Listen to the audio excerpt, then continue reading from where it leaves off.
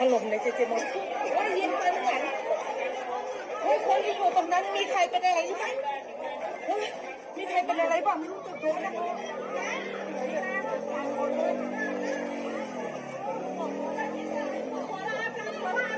ไปค่ะคุณค่ะรีบวิ่งไปถล่มศาลนะไปค่ะพี่